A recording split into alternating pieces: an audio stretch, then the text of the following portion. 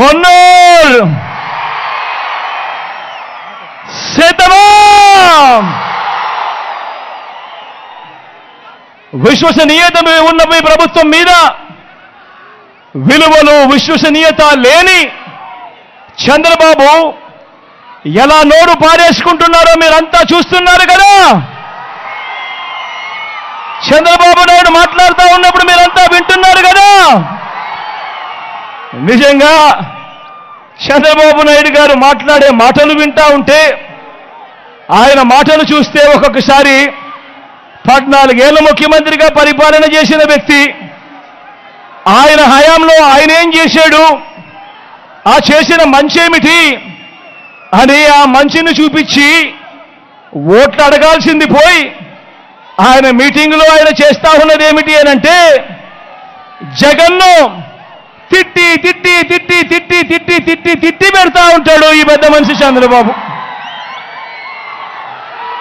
ఈ మధ్య చంద్రబాబు నన్ను ఏమంటా ఉన్నాడు, నన్ను ఒక బచ్చా అంటా ఉన్నాడు ఈరోజు ఈ మధ్య చంద్రబాబు. అవును,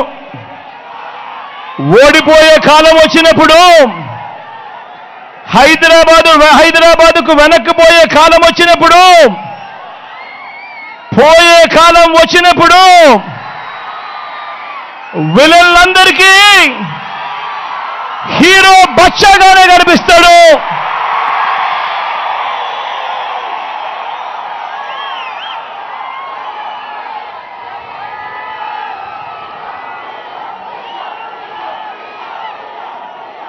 అయ్యా చంద్రబాబు, నువ్వు బచ్చా అంటున్న నేను ఇంటింటికి మంచి చేసి ఎన్నికల్లో ఒంటరిగా ధైర్యంగా నిలబడి ప్రజలను ఓటడుగుతా ఉన్నాడు. నువ్వు బచ్చా అంటున్నా నీ జగన్. మరి 14 ఏళ్ళు సీఎం అంటావు, 3 సార్లు సీఎంగా చేశానంటావు. మరి నీ పేరు చెబితే ఏ పేదవాడికైనా కూడా ఒక్కటంటే ఒక్క మంచైనా నువ్వు చేసింది గుర్తుకు వస్తుందా అని అడుగుతా ఉన్నాను ఈ పెద్ద మనిషి చంద్రబాబు నాయుడును. మరి నీ పేరు చెబితే ఏ పేదవాడికైనా కూడా ఒక్కటంటే ఒక్కటి నువ్వు చేసిన మంచి స్కీము ఏదైనా ఒక్కటైనా పేదవాడికి గుర్తుకొస్తుందా అని అడుగుతా ఉన్నాడు.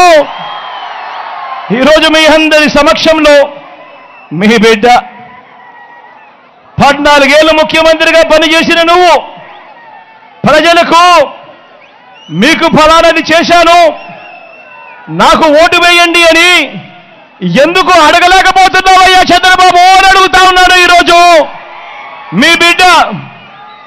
నువ్వు బచ్చా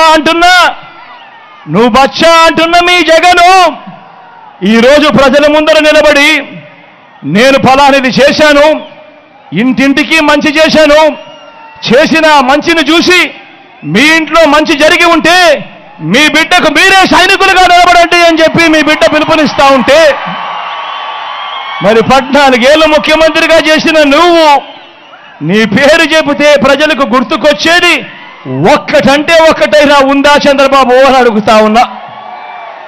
ఆ చేసిన మంచిని చూపించి నేను ఈ మంచి చేశాను కాబట్టి నాకు ఓటు వేయండి అని అడిగే పరిస్థితి నీకు ఉందా చంద్రబాబు అని అడుగుతా ఉన్నా. 3 సార్లు ముఖ్యమంత్రిగా చేసిన నువ్వు 14 ఏళ్ళు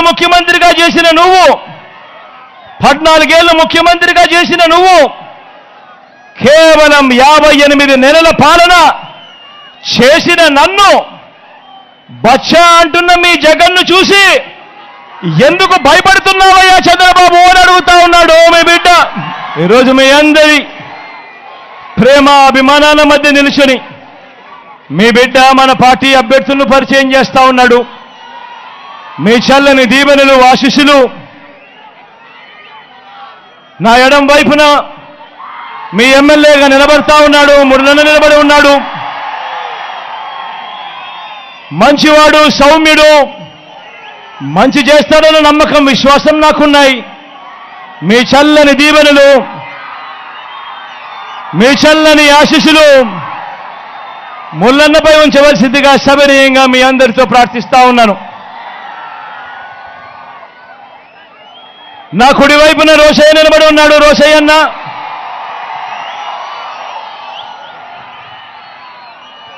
మంచివాడు, సౌమ్యుడు, మీ అందరికీ మంచి చేస్తాడనే నమ్మకం నాకుంది.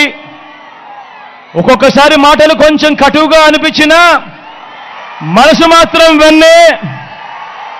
మీ చల్లని దీవెనలు, ఆశీస్సులు రోషయ్య అన్నపై ఉంచవలసిందిగా కూడా సవినయంగా ప్రార్థిస్తా ఉన్నాను మీ అందరితోనూ కూడా. నేనొక నిజం, జరిగే యథార్థాల అగ్ని పర్వతం, జననం మరణం మధ్య జరిగే నాటకానికి నేనే సాక్షిని. సగటు మానవుని గొంతుక నేను. మీ అందరి కోసం ప్రతి గడియ పనిచేస్తూ గళం వినిపించే G9 న్యూస్.